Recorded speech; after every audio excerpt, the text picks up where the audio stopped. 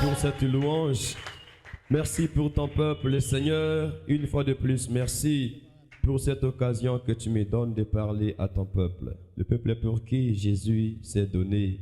Il a versé son sang au Dieu afin que les humains soient sauvés.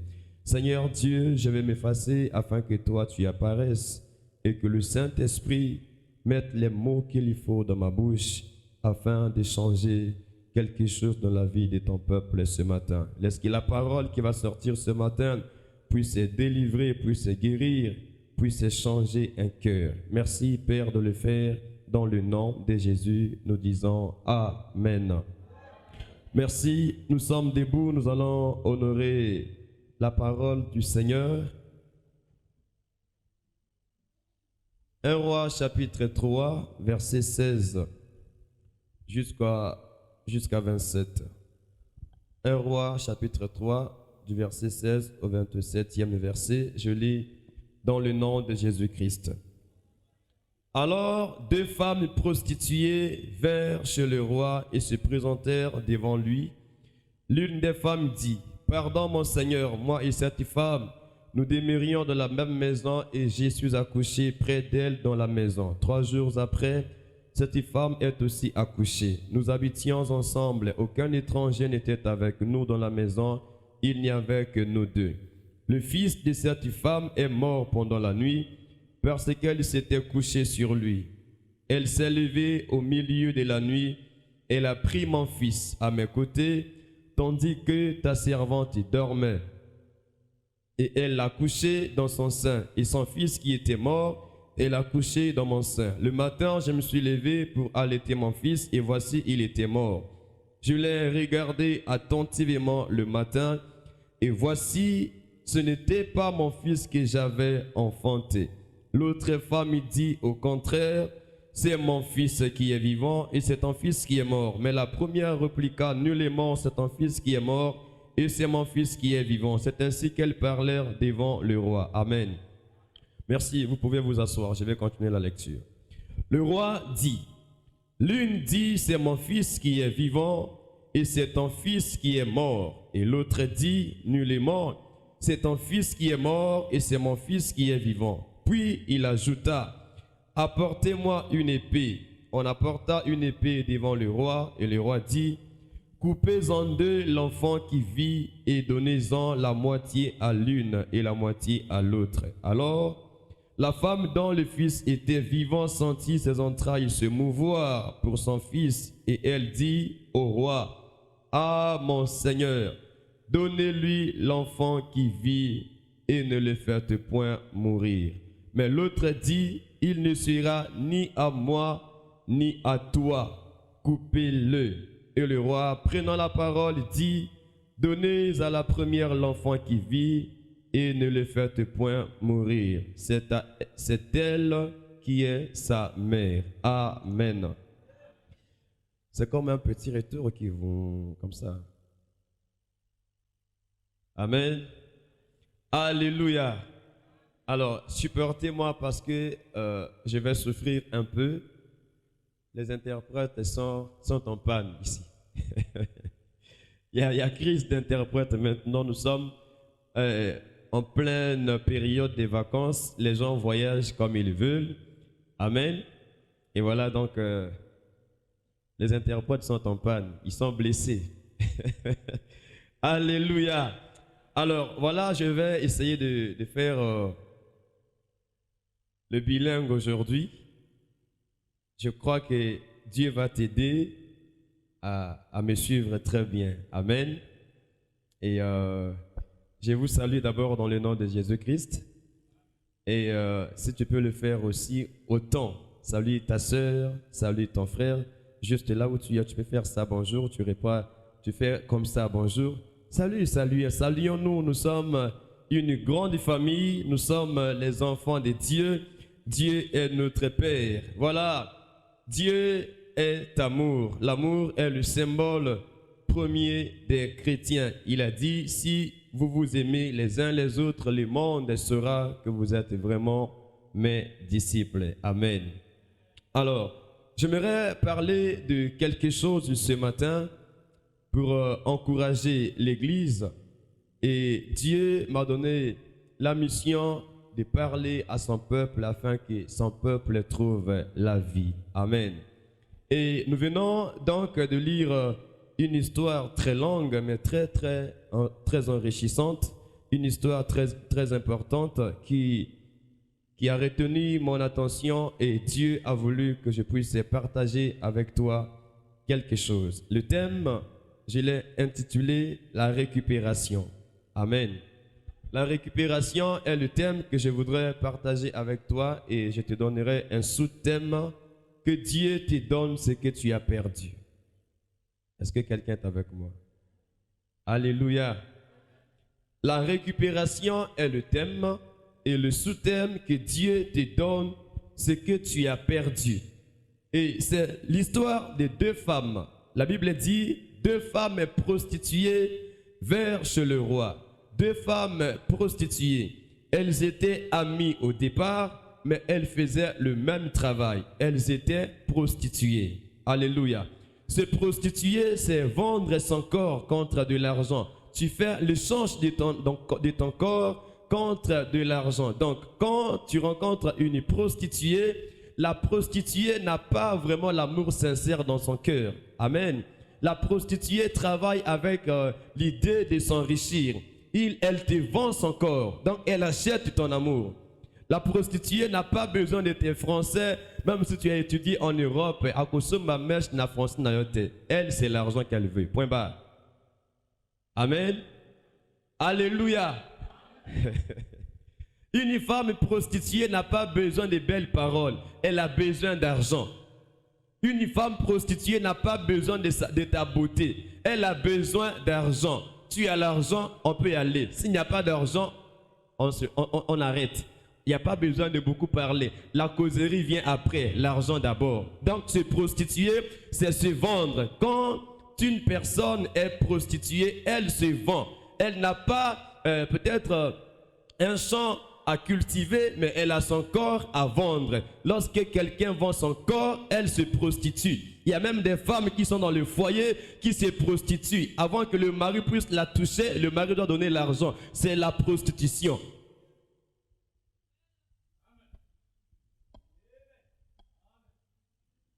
Il n'y a que des papas qui disent Amen. Hein? Amen.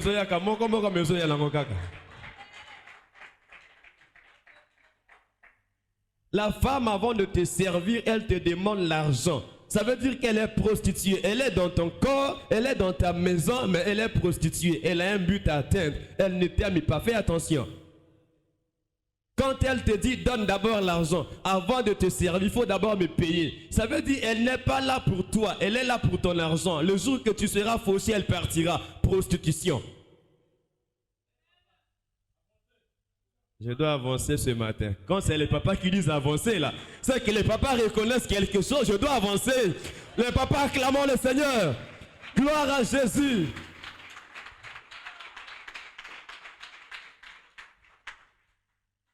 Tu vois, non? C'est ce que tu m'as fait là. À partir d'aujourd'hui, si tu veux me revoir, il faut donner l'argent. Si tu ne me donnes pas 150 000, tu n'auras pas ça. Tu vends quoi? Dis Amen. Moi, j'aime les papas. Vous savez, quand les papas sont touchés, c'est beau. Ah oui, hein? Alléluia. Et donc, deux femmes prostituées travaillaient ensemble. Elles s'organisaient, elles louaient leur maison, elles habitaient ensemble et elles avaient une activité commune, la prostitution. Un jour à Brazza, j'étais en ville, précisément vers Mémorial. Je rencontre, j'étais avec les policiers là où je faisais mon job là-bas. On rencontre une fille qui était très bien habillée. Les policiers l'ont appelée pour dire, viens d'abord. Elle dit ah, laissez-moi, moi je vais au travail. Tu travailles où? À Mamiwata. Amen.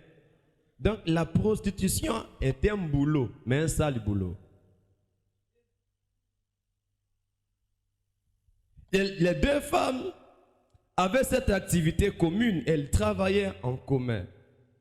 Et Dieu m'envoie ce matin pour te dire que ton corps n'a pas été fait pour vendre, mais ton corps a plutôt été fait par Dieu pour qu'il soit honoré, valorisé.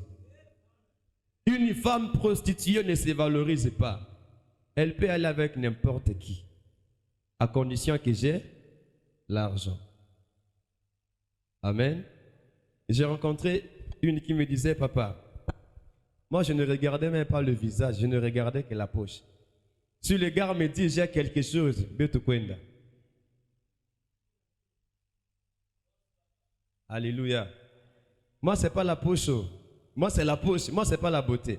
Et bon on a oublié qui toko na yo. Na kusomba téléphone na maloba mbongo. Soki mbongo ezate bolingo ezate. Kute kuma soki mbongo ezebele bolingo ebele. Soki mbongo ya moke bolingo motitili ya se comprendre. Et quand tu l'appelles, pendant que tu es fauché là, elle ne viendra pas, toujours des raisons. Je suis occupé, je ne peux pas sortir, je suis malade. Elle n'est pas malade, elle sait que tu es fauché. Quand tu auras l'argent, même si tu ne l'appelles pas, c'est elle qui va provoquer le rendez-vous afin de descendre chez toi parce qu'elle sait que tu as maintenant quelque chose. Elle vient chipper l'argent. Quand tu es fauché, elle ne vient plus. Prostituée. Que les prostituées dégagent de ton chemin, papa. Si tu rencontres les prostituées, tu ne vas pas construire ta vie. Amen. Est-ce que j'ai choqué quelqu'un ce matin? Est-ce qu'on peut acclamer pour Jésus? Alors, deux femmes prostituées vinrent chez le roi. Ils ont parlé au roi, le roi Salomon. Et Salomon était un roi très jeune. Il arrive au pouvoir, il est nommé à la place de son père David. Et là, la Bible dit que Salomon aimait l'Éternel de tout son cœur. Il est allé à Gabaon pour offrir à Dieu 1000 holocaustes. Il a donné des sacrifices.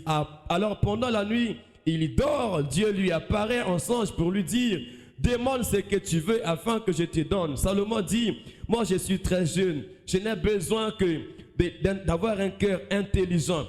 Donne-moi un cœur intelligent afin que je sache comment gérer ton peuple.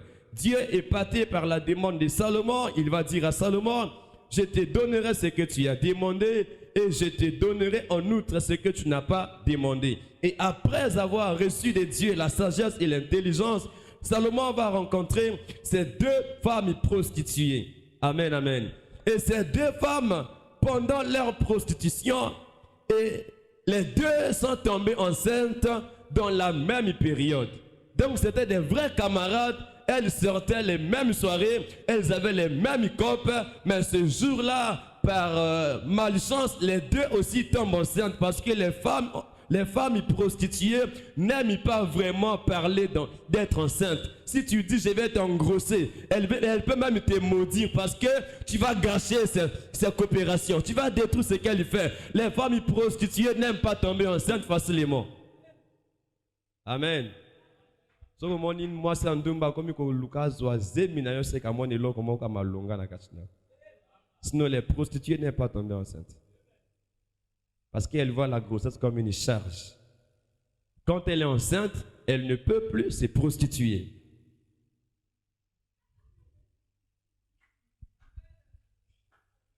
Et donc tomber enceinte, il faut cop. Mais par malchance, ces deux femmes tombent enceintes. Pourquoi? Parce que chaque chose a son temps. Il y a un temps pour voler, il y a un temps pour se prostituer, il y a un temps aussi pour changer la façon de faire les choses. Ces deux femmes tombent enceintes et elles ont pris la décision de garder leur grossesse. Je pense qu'elles avaient essayé d'avorter, mais ça n'avait pas marché. Il y a des grossesses qui ne peuvent jamais être avortées. Tu peux essayer, mais ça ne va pas partir. Et ces deux femmes ont pris donc la résolution de conserver la grossesse.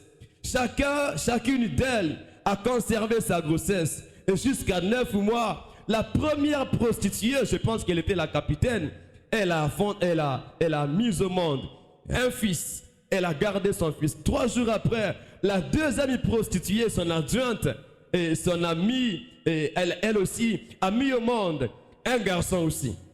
Amen. 2 femmes prostituées ont mis au monde 2 garçons. Et pendant qu'elle dormait, Chacune d'elles gardait son enfant jalousement. Pendant la nuit, vous comprenez bien qu'elles étaient ensemble, mais il n'y avait pas de mari. Amen. Alléluia. Papa, comment la calme moi ça ndumba teo non ah moi c'est nangai moi c'est ndumba dans la kama ça motomo côté à moi ça me va les belé.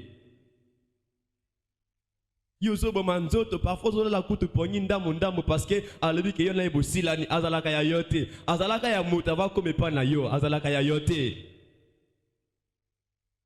Eh?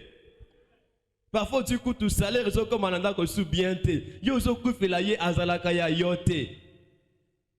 Deux femmes prostituées, elles ont même mis au monde, mais aucun mari ne s'est présenté. Elles ont quand même conservé leur grossesse jusqu'à ce qu'elles ont enfanté. Il y a des gens qui n'aiment pas la vérité. Hein. Les pasteurs qui disent la vérité, il faut beaucoup prier pour ces pasteurs-là.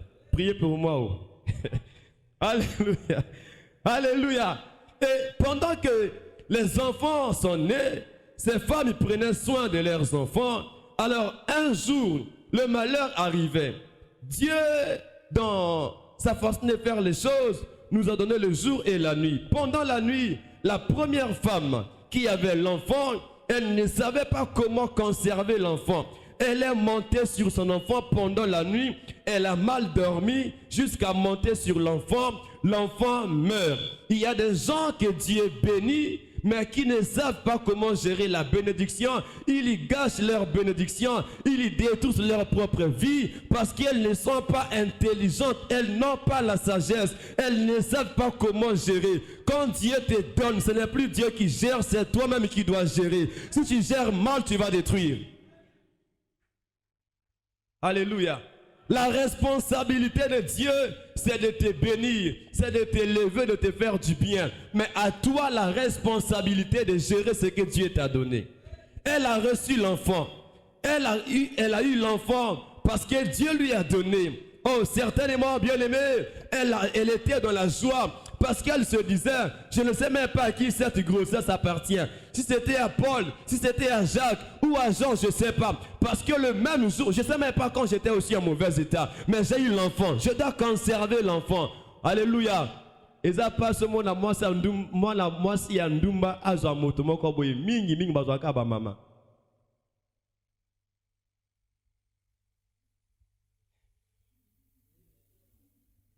Moi j'aime ce silence.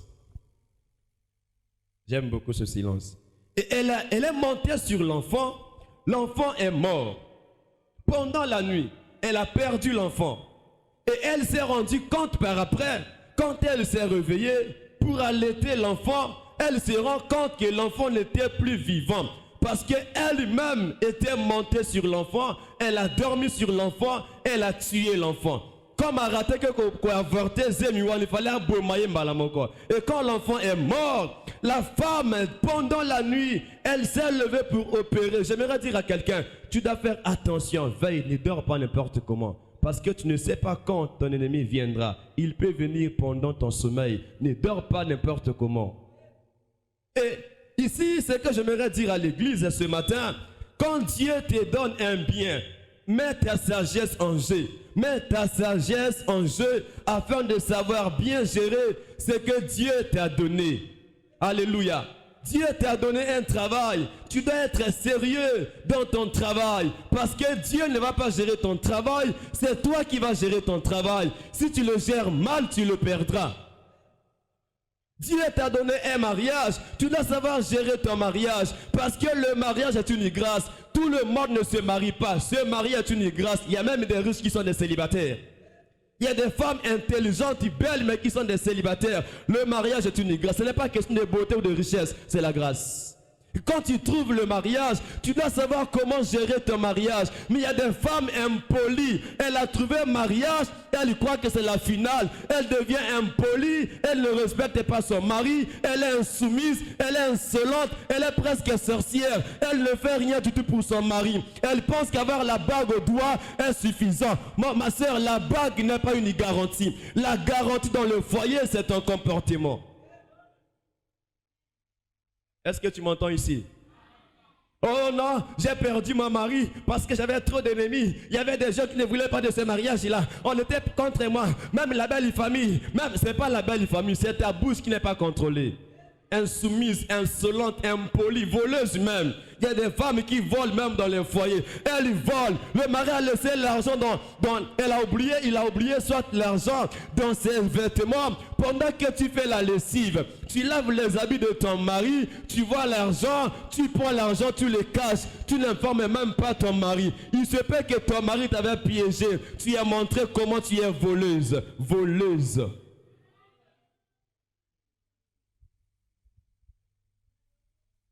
Et même le mari demande, est-ce que tu as vu l'argent là-bas? Je n'ai rien vu. Je n'ai rien vu. Mais j'avais laissé l'argent. Je n'ai rien vu, je te dis, il y a quoi?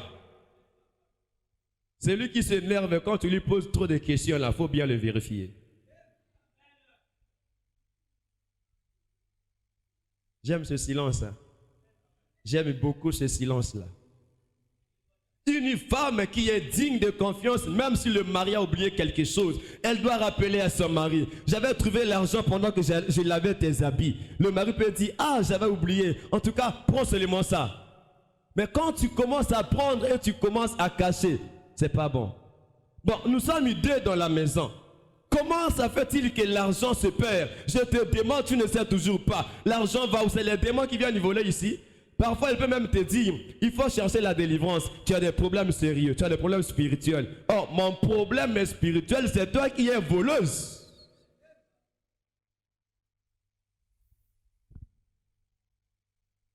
Disons amen ici. Tu sais même pas comment on parle à son mari. Tu parles très bizarrement à ton mari.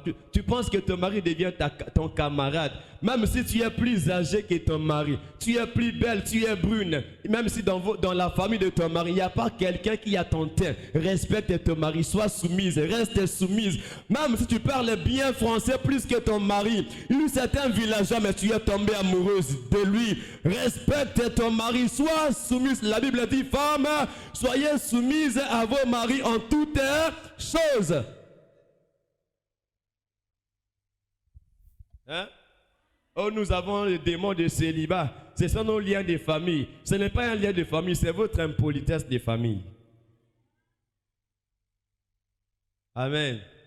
Maman était impolie, papa l'a chassé. Toi aussi, tu vas au foyer impoli. Avec l'impolitesse de votre famille, on te chasse l'impoli. Ce n'est pas le démon, c'est l'impolitesse.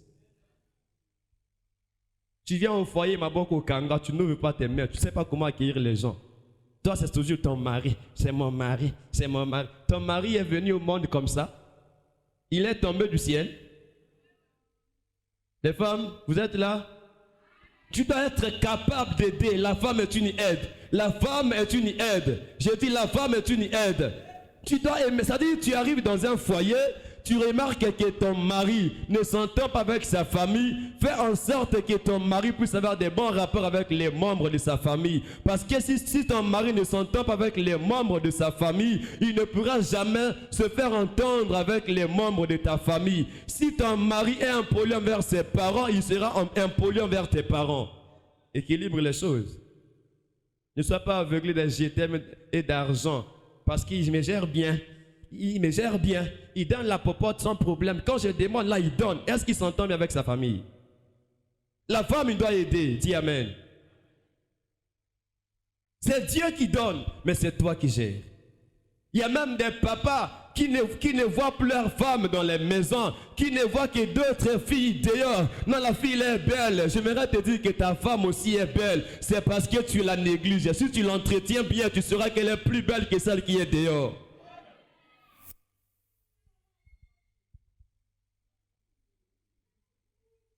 Aujourd'hui, je vais avancer. J'aime quand les gens disent avancer. Je dois avancer. Alléluia. Entretiens ta femme. Dieu t'a déjà donné, mais c'est à toi d'entretenir. C'est à toi de gérer. C'est à toi de savoir faire les choses. Dieu ne va pas gérer à ta place. C'est toi qui gères. Tu parles à quelqu'un ici? Dieu t'a donné les enfants, c'est toi qui gères. Il y a des parents irresponsables. Il est à la maison, il ne sait même pas là où se trouve son enfant. L'enfant est où? Je ne sais pas, il s'amuse seulement avec les autres. Il s'amuse où? Il peut aussi mourir là où il est parti, mais tu ne sauras pas. Tu ne veilles pas. Tu vois? Quand tu ne veilles pas bien, tu vas perdre ce que Dieu t'a donné. Alléluia. Alléluia. Tu vois, toi-même, tu es propre, mais tes enfants sont toujours sales. Tu ne les entretiens pas. Tu ne lèves pas tes enfants. Tu as un enfant qui a un ventre comme si à Outi, Éthiopie. Mais toi, tu es toujours en bonne santé. On lit bien, bah mayonnaise, mais l'enfant ne mange pas bien. Moi, on allait bella mayonnaise, le record la montagne du Toumba qu'on a 5 heures, 3 alliés, tu es à 6 heures. Moi, on a dit le miyoyo. Ok, ça coûte à Tivix, nous comme yozo tanga. Na stade na maboka zo tamula, la miyoyo partout. A comme tout ma belé, donc awa noir, awa chocolat, awa vert, awa violet. Tu comprends? Yo moi la nani, ceux qui moi la zambi nous ali son na yo mo boss na ye.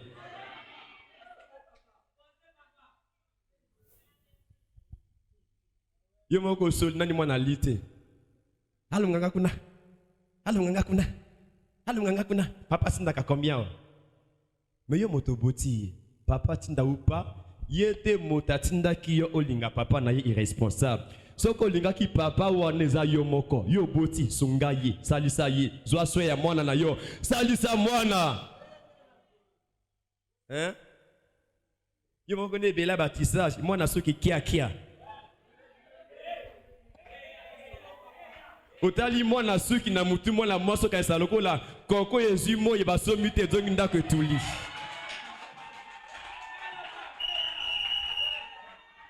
J'aime encore ce bruit. Hein.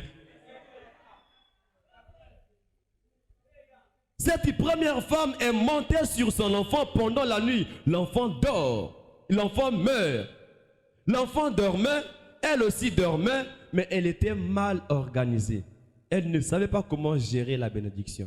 Elle ne savait pas comment protéger. Il y a des femmes qui ne savent pas protéger leur mari. Elles exposent leur mari. Il y a des maris qui exposent leurs femmes. Il y a des parents qui exposent leurs enfants. Il y a des enfants qui exposent leurs parents. Tu m'exposes, je t'expose, nous nous exposons.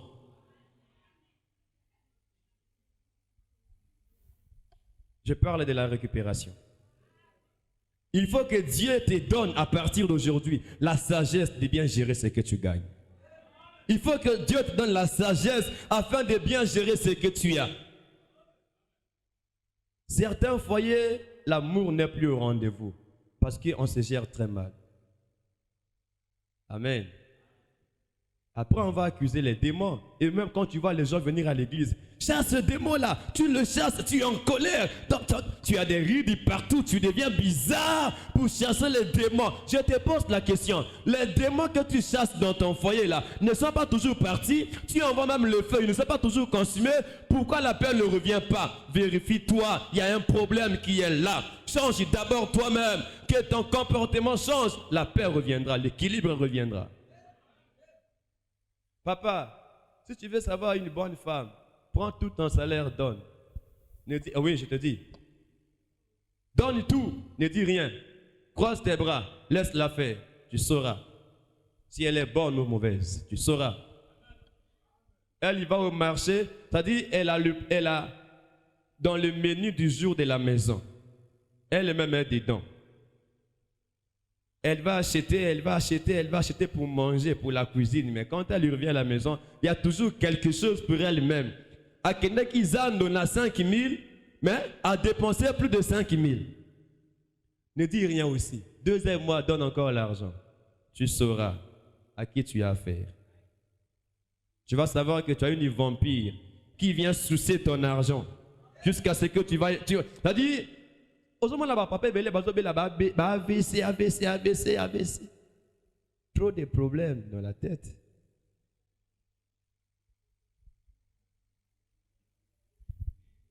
Cette femme, il dort sur son enfant, l'enfant meurt. Et elle se lève pendant la nuit avec beaucoup de malice. Elle se lève.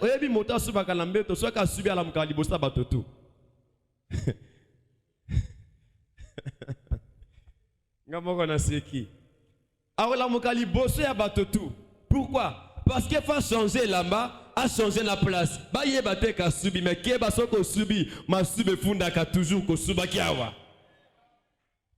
Elle se lève pendant la nuit. Elle va dans la chambre de sa camarade.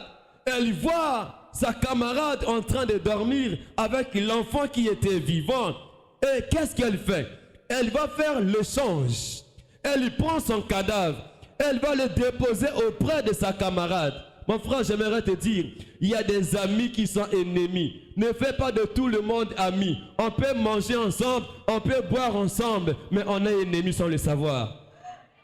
Celui qui viendra pour te faire du mal ne te l'annoncera pas. Il va te faire du mal par malice. Et il ne te dira jamais, je viens pour te détruire. Mais quand tu vois les actions, ces actions sont contraires par rapport à ses paroles. Elle te dit je t'aime, mais elle va te critiquer ailleurs. Ce n'est pas quelqu'un qui vient pour te faire du bien. Elle vient pour te détruire. Il y a des amis ennemis. Quand tu remarques quelqu'un qui ne te dit pas la vérité dans une amitié, cette personne est très dangereuse. Éloigne-toi d'elle. L'amitié n'est pas du forcing. On ne force pas l'amitié. Ne force pas quelqu'un à devenir ton ami. Il y a des amis ennemis. Est-ce que je parle à quelqu'un ici? Amis ennemis. Nous mangeons ensemble, on s'habille même ensemble. S'habiller les mêmes vêtements ne veut pas dire qu'on est amis. On peut être ennemis, mais on s'habille ensemble. Alléluia. Est-ce que quelqu'un est avec moi ici? Tu as une camarade que tu as mis tant. Ton mari a des moyens, tu l'aides. Quand elle s'approche de toi, ton mari devient son mari. O koma mbanda moye bagate. O piringa piria zo bomona nenga kuzozo yebata. Zo lia yo sese. Piria koma kobimala mwas na mozo yebate. Piringai. Tu dois vérifier. Quand tu croises quelqu'un et que l'amitié doit naître, vérifie chaque jour cette amitié. Tu dois étudier la personne qui est devant toi, la personne qui te parle tous les jours. Vérifie son comportement envers toi, vérifie ses paroles, étudie la personne qui te parle, car tu ne sais pas ce qui se cache dans son cœur. C'est de l'abondance du cœur que la bouche parle. Alléluia. Tu peux même savoir qu'il est contre toi par les conseils qu'il te donne. Il va te donner des conseils pour te sortir de l'endroit où tu te trouves, parce qu'il a des pensées d'être là lui-même. Il y a des gens qui te conseillent pas parce qu'ils t'aiment. Ils te conseillent parce qu'ils ne veulent pas de toi. Ils veulent te sortir de ce carré afin qu'ils entrent après toi. Fais attention. Nous sommes amis. Nous travaillons ensemble. On boit ensemble. Nous dormons dans la même maison. Mais pendant la nuit, son enfant est mort à cause d'elle-même. Et qu'est-ce qu'elle fait? Elle se lève pendant la nuit. Elle vient pour échanger l'enfant. Elle prend l'enfant de sa camarade qui était vivant, elle la ramène vers elle, elle prend son enfant qui était mort, elle la dépose auprès de sa camarade, et sa camarade dans le sommeil profond, elle dort, elle ne se rend pas compte que l'enfant qui était à ses côtés était déjà un cadavre, et cet enfant ne lui appartenait pas. Elle voit l'enfant, elle ne se rendait pas toujours compte, mais gloire à Dieu, pendant le matin, la Bible dit, cette femme s'est levée pour allaiter son fils. Elle va examiner l'enfant. La Bible dit, elle a regardé attentivement l'enfant le matin. Elle se rend compte que cet enfant-là ne m'appartient pas. Ce n'est pas l'enfant que j'avais enfanté. Ce n'est pas mon fils. Parce que celui que j'ai, c'est un cadavre. Il se peut que la mort était arrivée. Mais l'enfant qui est mort n'est pas le mien. Je ne l'ai pas enfanté. Ce n'est pas mon fils. Mon enfant n'était pas mort. Mon enfant n'était pas comme ça. Je viens dire à quelqu'un, il y a quelque chose qui est en toi, qui ne t'appartient pas. Mais ce qui t'appartient est quelque part. Ce matin, je viens pour dire, tu dois récupérer ce qui est à toi. La vie que tu mènes n'est pas la tienne. Tu dois récupérer ta vraie vie. Et elle regarde l'enfant attentivement. Elle dit non, je ne peux pas accepter ça. Il y a des choses que tu dois refuser dans ta vie. N'acceptez pas les choses juste comme ça. Regarde bien, examine, il faut le discernement. La deuxième leçon la plus grande dans la vie, c'est la capacité à discerner les choses. Après la sagesse vient le discernement. Sois sage et discerne les choses. Tu parles à quelqu'un ici? Elle a discerné le matin. Elle a regardé attentivement l'enfant. Elle dit non, celui-là n'est pas mon fils. Alors, il n'y a pas d'étranger ici. Nous sommes deux avec les bébés. Celle-là est mon amie, mais celle-là est sorcière. Celle-là est meurtrière. Celle-là est une jalouse. Celle-là n'est pas mon amie, elle est mon ennemie. C'est elle qui a volé mon enfant. Elle va parler à sa camarade. Elle dit, ma chérie, écoute, ramène-moi mon enfant. Tu es voleuse. Elle dit, non, c'est pas ton enfant, c'est mon enfant. Là, le débat est né entre deux femmes qui étaient au départ amies. Tu vois, il y a des amitiés qui sont détruites parce qu'on est devenu les rivales. On a devenu des rivaux. Towoli moi si towoli mobile to panzani. À cause de mobile to panzani, bolingana kite. À cause de moi si bo panzani bolingana kite. À cause de cop à l'arbre panzani bolingana kite. Monoko makasi. Bate basala kamabe basala kala monoko makasi. A capable à convaincre yo ata aussi olbi jamais ngaite. Au moins qui ngaite on le confond. Hey, yo yebita, on a qui kutungate. Au moins ndeko kalokuta. Tu vois à ton âge tu es menteur, tu mens. Ah à ton âge. Mais elle ne sait pas que c'est elle qui est la vraie menteuse, c'est lui qui est le vrai menteur. Il te fait passer pour un menteur alors que c'est lui-même. Débat. Oui, bien sûr, que bateau yo bazala kana raison, bazala souvent monoko makasite. Bakokapi ko le bébélete. Est-ce que vous comprenez? Et la femme dit d'accord, il y a un roi dans la ville, allons devant le roi. Elles arrivent devant le roi, même devant le roi, la voleuse n'a pas eu peur, elle n'a pas changé de version, elle ne s'est pas dit comme on est devant le roi, je dois dire la vérité. Or le roi représente Dieu, il y a même des gens qui mentent à Dieu, il vient à l'église, il lui ment à son pasteur, je n'ai pas fait ça, et pourtant il a fait ça, mais il lui ment à son pasteur, menteur, menteuse, le mensonge tue. Même devant Dieu on ment. On pense que le pasteur est un homme qui ne connaît pas. Il connaît parce que son Dieu connaît toutes choses. Quand tu mens un homme de Dieu, tu mens à Dieu. Devant le roi, la femme ne dit pas la vérité. Le roi a écouté, il dit ok. L'autre dit, l'une des femmes dit, c'est mon fils qui est vivant et c'est ton fils qui est mort. L'autre dit, non, c'est pas comme ça. C'est mon fils qui est vivant, c'est ton fils qui est mort. Face à ce problème, qu'est-ce qu'il faut faire? Le roi dit d'accord. Apportez-moi l'épée. Alléluia. Apportez-moi l'épée. Oh, l'épée symbolise la parole. Quand la parole de la vérité est prêchée, on saura quels sont les enfants de Dieu et quels sont les enfants du diable. Parce que les enfants de Dieu vont aimer la parole. Ils vont prendre la parole. Ils vont épouser la parole. Ils vont obéir à la parole. Ils vont pratiquer la parole.